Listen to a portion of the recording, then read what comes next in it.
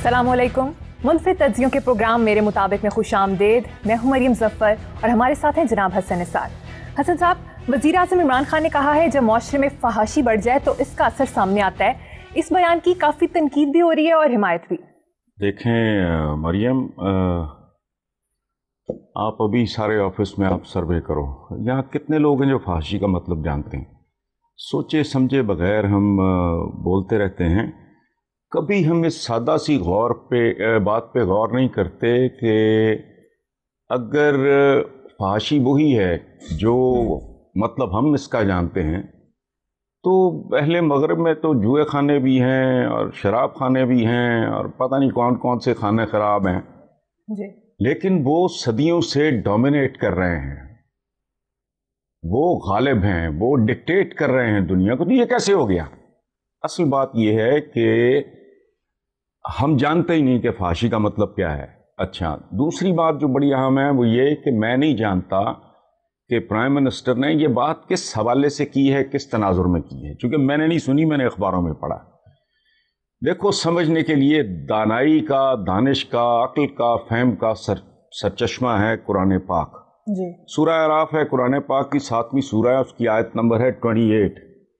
तर्जुमा है उसका, और जब कोई बुरा काम करते हैं तो कहते हैं हमने इसी तरह हमने अपने बाप दादा को करते देखा और अल्लाह ने भी हमें यह हुक्म दिया है कि कह दो। बेशक अल्लाह बेहयाई का हुक्म नहीं करता, अल्लाह के ज़िम्मे वो बातें क्यों लगाते हो जो तुम्हें मालूम नहीं।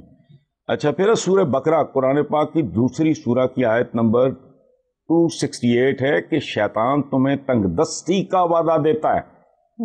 गौर करो, जिसको हम फांसी उठाए फिरते हैं वो नहीं है। शैतान तुम्हें तंगदस्ती का वादा देता है और बेहयाई का हुक्म देता है, और अल्लाह तुम्हें अपनी बख्शिश और फजल का वादा देता है, और अल्लाह बहुत कशाश करने वाला है। कुरान पाक को गौर से पढ़ें तो आप इस नतीजे पे पहुंचोगे कि फवाहिश कौमों को फ़क्र फ़ाका तक ले जाते हैं, जिसका बुनियादी मतलब है अपनी अपनी हदूद से तजावुज़ करना।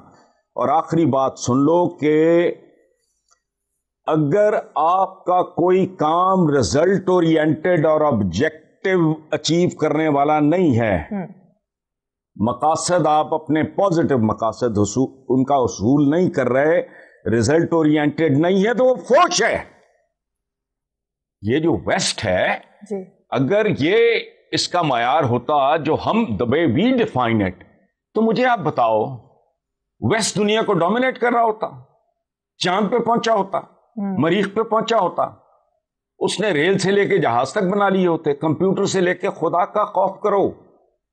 ये हुदूद से तजावुज़ करना है, ये इल्म की हुदूद से तजावुज़ करके जहालत की दुनिया में दाखिल होना है। वो जो कहता है ना कि फवाहिश जो है कौमों को फ़क्र फ़ाके, तो फ़क्र फ़ाके का इसके साथ क्या ताल्लुक है मुझे बताएं आप। सो दोनों आयात पढ़ें, मुख्तलिफ तराजुम पढ़ें और फिर उन पर गौर करें। बरकत अपनी जगह पे, ये अक्लो दानिश की किताब है भाई। सो इसलिए मुझे नहीं पता प्राइम मिनिस्टर ने किस तनाजुर में ये बात की है, मैंने चूंकि सुनी नहीं है पर्सनली, मैंने अखबारों में पढ़ा है, आपने पूछा मैंने उस पर तबसरा कर दिया। आप आगे चलो। ठीक है, आगे बढ़ते हैं। हसन साहब, एक अखबारी रिपोर्ट के मुताबिक यूटिलिटी स्टोर्स के लिए जाने वाली अशिया के सामान में हेरा फेरी की जाती है। एक ट्रक के एक से जायद वाउचर्स बनाए जाते हैं और एक ट्रक में असल नंबर जबकि दूसरे में जाली नंबर मौजूद होता है और दोनों पर वसूली की जाती है। एक ट्रक के सामान की सब्सिडी की रकम अफसरों की जेबों में चली जाती है। बात सुनो पहले थोड़ी सी, ये आपका दूसरा सवाल भी बेसिकली पहले सवाल का ही रिश्तेदार है।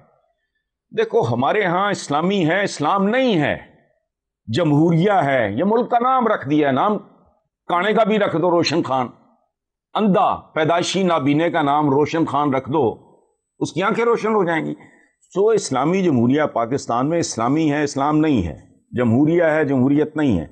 पाकिस्तान है लेकिन किसी मामले में पाकिस्तानी नहीं है। अच्छा, कमाल है यार, हम सोचते क्यों नहीं, सारा कुछ दुनिया तो सुकड़ के आ गई। एक छोटे से टीवी में, एक सेल फोन में, यहां जुए खाने नहीं हैं लेकिन मुल्क का मुस्तकबिल दाव पे लगा हुआ है। यहां शराब खाने नहीं है लेकिन हर कोई नशे में धुत है, किसी को दौलत का, किसी को ताकत का, किसी को इख्तियार का, किसी को इक़्तिदार का, किसी को ताकत का, मतलब किसी को जागीर का, और सबसे बड़ा नशा होता है भूख का। ये मैं जुमला बराए जुमला नहीं बोल रहा जी। नशा है, भूख, पॉवर्टी एक बाकायदा खौफनाक नशा है, जैसे हेरोइन किसी को लग जाए। तो अच्छा, यहां कमाल की बात है यार, यहां उरियानी नहीं है, लेकिन क्या कुछ उरिया नहीं है, सब कुछ नंगा है, धौंस धांधली।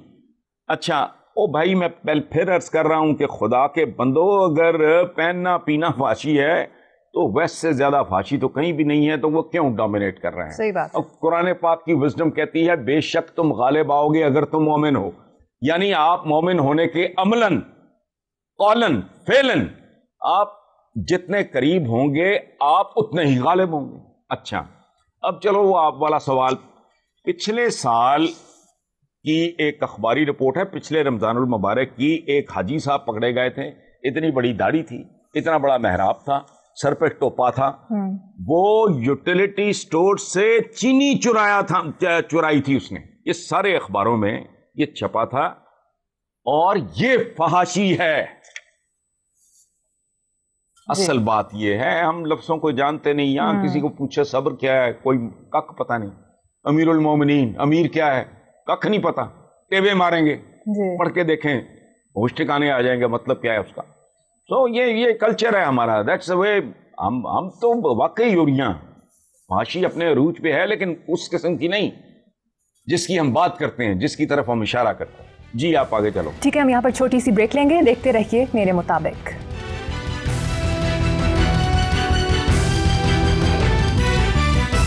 Welcome back. हसन साहब, अब कुछ डस्का इलेक्शन की बात करेंगे। नून लीग ने तहरीक इंसाफ को हरा दिया। पोलिंग पिछली दफा की निस्बत पुरअमन रही क्योंकि रेंजर्स तैनात थे। डंडे के पीर हैं ये, वो हमारे पंजाबी में कहते हैं डंडा पीर है, बिगड़े तिगड़े हैं, बिगड़ तिगड़ चुकी कौम है ये, और ये बिल्कुल ही अनएक्सपेक्टेड नहीं है। मैं तो जितनी लीड ली है उस खातून ने, मैं उससे ज़्यादा एक्सपेक्ट कर रहा था। अच्छा, मेंटालिटी देखो, जहनीत देखो, माशरा देखो, मैं अपने आप को देखूं, अपने गिरेबान में झांकूं कि जब पुलिस तैनात थी तब जमहूरी डिस्को डांस पेश हुआ, ठीक है जी, वो भी फाशी की एक किस्म थी। अब रेंजर्स थी तो कथक डांस पेश हुआ, शरीफाना, हमारा रिवायती जो कथक डांस या बड़े सगीर का। अगर फौज तैनात होती तो यकीन करो क्लासिकल डांस पेश किया जाता। ये हमारी असल औकात है, ये हमारी जमहूरियत है। ये टोटल डस्का का इलेक्शन हमारा शजरा नस्ब है, ये हमारी तारीख है, ये हमारी औकात है, ये हमारा असल तारुफ है। बिल्कुल ठीक हुआ जो हुआ, ऐसा ही होना चाहिए था। महंगाई मार गई है इनको, ये तो हुकूमत में है, हुकूमत में ना हुए तो ये महंगाई इनके साथ क्या करेगी वो अल्लाह ही बेहतर जानता है। हसन साहब, जहांगीर तरीन ने कहा है कि मेरी वफादारी का इम्तिहान लिया जा रहा है। 30 से ज्यादा अरकान असम्बली के साथ अदालत में पेश हो गए हैं वो। देखो, मैं क्या इस पर मैं तबसरा करूं, मैं ज़ाती तौर पे, मैं बिल्कुल ज़ाती तौर पे, मैं इस तरह की बात पॉलिटिशियंस के बारे में करता होता नहीं हूँ चूँकि मेरा कोई इनसे लेन देन होता नहीं, लेकिन जहांगीर तरीन के बारे में मैं ज़ाती तौर पे जानता हूँ कि वो इमरान की बहुत इज़्ज़त करता है, उसे बहुत पसंद करता है, उसे बहुत एडमायर करता है। ऐसा ही है। और वो पॉलिटिकल अपॉर्चुनिज्म से ज़्यादा जो कुछ उसने इस पार्टी के लिए किया, इमरान को यहाँ तक लाने के लिए किया, उसमें था कि यार ये मुल्क किसी तरह ट्रैक पे आ जाए। No but personally. अच्छा, एक बात और आप ध्यान में रखना कि ये उसकी टोटल स्ट्रेंथ नहीं है। उसे पता है कि कब कौन सा पत्ता शो करना है, कब अनफोल्ड करना है। वो ही नोस, इंतहाई पढ़ा लिखा इंटेलिजेंट आदमी है, उसको पता है कि फेस्ड आउट होते हैं प्लान। वो जाके वो नवाज शरीफ की तरह कुछ चलती फिरती टक्कर तो है नहीं। अच्छा, बेसिकली वो इमरान के करीब होने की कीमत अदा कर रहा है। अगेन बदकिस्मती से वो भी हमारा कल्चर है। आज इस तरह के प्रोग्राम में तफसील में जाना मुमकिन होता नहीं, और वैसे भी तफसील बहुत बोरिंग है। लेकिन एक बात मैं आपको बता दूं कि वो एक ऑनरेबल आदमी है, बहुत ऑनरेबल आदमी जी। और अगर वो करप्ट है तो फिर समझ लो इस्लामी जमहूरिया पाकिस्तान में हर कारोबार है ही करप्शन का, इसके अलावा है ही कुछ नहीं। मैं बच्चों की तरह समझाने की कोशिश करता हूं मिसालें दे दे के कि भाई अगर हम 100 आदमी ये इंपोर्ट कर रहे हैं और सारे के सारे उसको अंडर इनवॉइस कर रहे हैं ड्यूटी बचाने के लिए, बड़ी क्रूड मिसाल दे रहा हूं, تاکہ ہر کو سمجھ آ جائے. تو میں اگر نہیں کرتا انڈر میں زندہ رہ ہی نہیں سکتا. سبسڈی ہے وہ گن پوائنٹ پہ لے گیا ہے, گنڈے لے کے آیا ہے, سبسڈی لے گیا ہے. بہرحال ان کو بہت زیادہ جلدی ہے, یہ اس کی بہت بھاری قیمت ادا کرنی پڑے گی. میں پرٹیکولرلی کوئی جہانگیر ترین کی بات نہیں کر رہا, یہ پوری کاروباری کمیونٹی کے لیے ایک بہت ہی الٹی قسم, اپنی طرف سے سیدھا پیغام دے رہے ہیں. یہ پیغام بہت الٹا ہو کے پہنچے گا. اللہ کرے ایسا نہ ہو, اور اللہ کرے کہ اتنا اس کو نہ جہانگیر ترین کو کارنر کیا جائے کہ وہ بالکل ہی معاملہ ہاتھ سے نکل جائے. صحیح بات. باقی وہ کیا کہتے ہیں, جٹ جانے تو بجو جانے ہیں. ٹھیک ہے حسن صاحب, ہم یہاں پروگرام میں بریک لیں گے, دیکھتے رہیے میرے مطابق.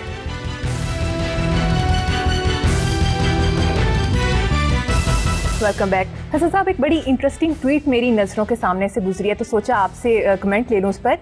ڈاکٹر بسما کوئی انہوں نے ٹویٹ کی ہے, کہتی ہیں ایک دوست نے پوچھا 3 سال میں تبدیلی نظر نہیں آئی. میں نے جواب دیا تم کو 70 سال میں کرپشن نظر نہیں آئی, تبدیلی خاک نظر آئے گی. بیوٹیفل یار. اگر کہیں ڈاکٹر بسما سن رہی ہوں, ہمارا یہ پروگرام دیکھ رہی ہوں, جی, ان کی کوئی سہیلی, کوئی ان کا رشتہ دار دیکھ رہا ہو, مجھے اپنا پتہ بھجوائیں پلیز. وہ دنیا میں جہاں کہیں بھی ہوں گی, میں انہیں کوئی خوبصورت سا گفٹ نہیں تو کم از کم بکے خوبصورت پھولوں کا, اگر وہ پاکستان میں ہوئی, میں بھجواؤں گا. بہت خوبصورت جواب ہے کہ واقعی جنہیں 70 سال جن لوگوں کو کرپشن نظر نہیں آئی, انہیں تبدیلی واقعی نظر نہیں آئی. اور یہی ٹریجڈی ہے.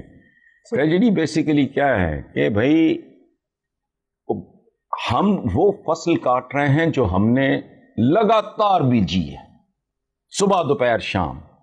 فصلیں تو موسموں کے ساتھ کاشت کی جاتی ہیں. ہم نے دن میں 3 بار یہ کرپشن بیجی ہے, اور اب وہ جوان ہو گئی ہے اس کی فصل, اور وہ کاٹ رہے ہیں.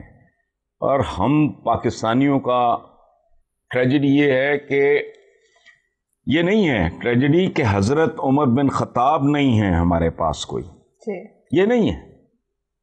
ان جیسے تو پھر ہونا کیا تھا. ہماری ٹریجڈی یہ ہے کہ وہ بدو بھی نہیں ہے جو سرے عام مجمع میں کھڑا ہو کے ایسے جید حکمران کو یہ پوچھ سکے کہ تمہارا لباس کیسے بن گیا. چونکہ جتنا کپڑا بیت المال سے مسلمانوں میں تقسیم ہوا ہے, حضرت عمر بہت لمبے قد کے آدمی تھے, انہوں نے کہا کیسے پورا ہو گیا. انہوں نے برا منائے بغیر اپنے بیٹے کی طرف اشارہ کیا, یہ جواب دے گا. اور اس نے کھڑے ہو کے مسجد میں کہا کہ میں نے اپنے حصے کا اپنے والد کو دے دیا. ہماری ٹریجڈی یہ ہے, بچپن سے یہ واقعہ سنتے آتے ہیں. ٹریجڈی دیکھو, عمر بن خطاب تو نصیب کیا ہونا, ہمیں وہ بدو بھی نصیب نہیں. یہ چمچے ہیں, کڑچے ہیں, اے فلاں دے نعرے بجن گے تو سورج چاند رہے گا, یہ وہ. ملک کھایا گیا, لوٹا گیا. یہ اب تک مینٹالٹی وہی ہے. تو بہت خوبصورت جواب دیا ہے ڈاکٹر بسما نے کہ بھی تمہیں 70 سال کرپشن نظر نہیں آئی, تو تمہیں تبدیلی کیسے نظر آئے گی. ایکسلنٹ. اور میری ایک آپ فاروق صاحب کو کہنا, جی جی, میں ممکن ہو تو ہر سنڈے کوئی نہ کوئی اس طرح کی ٹویٹ, بڑی بڑی ذہین ٹویٹس ہوتی ہیں, ایک آدھ ایسی ٹویٹ بھی شامل کر لیا. ٹھیک ہے حسن صاحب, ایسا ہی ہوگا. بلاول بھٹو نے کہا ہے کہ عمران خان نے ملک کو کرپشن اور اقتصادی تباہی کی طرف دھکیل دیا ہے. اللہ معافی یار, رب مجھے معاف کرے, ابن آصف زرداری کرپشن کے خلاف بات کر رہا ہے. صحیح بات. نہ زمین پھٹتی ہے نہ آسمان گرتا ہے. میں حلفاً عرض کرتا ہوں کہ اگر خودکشی حرام نہ ہوتی تو یہ کمنگ فرام بلاول زرداری, ابن آصف زرداری, بندہ خودکشی کر لے. اب میں بالکل ایگزیجریٹ نہیں کر رہا. کون کہہ رہا ہے؟ سبحان اللہ بھائی.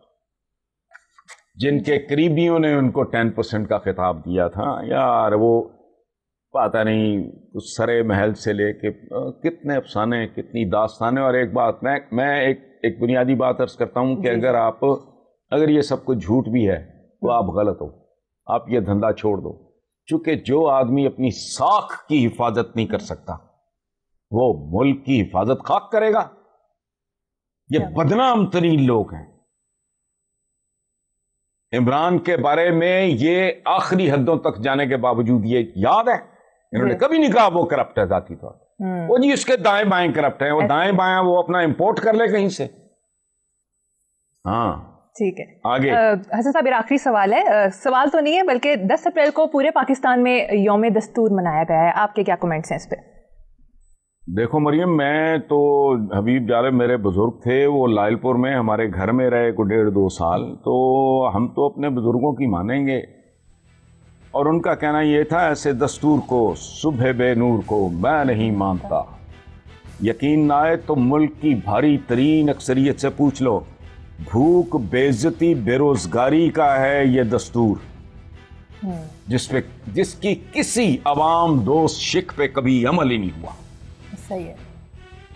یہ کیا یوم دستور, یہ کیا دستور ہے, کیا دیا اس نے, اور یہ بنایا کن لوگوں نے تھا؟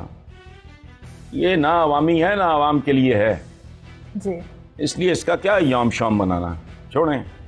صحیح بات ہے. جس کا خیر عوام تک نہیں پہنچتا اس کو چاٹنا ہے بھائی, وہ ٹھیک کہا تھا ضیاء الحق نے, یہ چیتھڑا ہے, چند کاغذوں پہ مشتمل ایک چیتھڑا, اس سے زیادہ کچھ بھی نہیں. پڑھا ہے میرے پاس ادھر ہی کتابوں کے ڈھیر میں. اسی نوٹ پر اپنے ویور سے اجازت چاہیں گے, اپنا بہت خیال رکھیے گا, اللہ حافظ.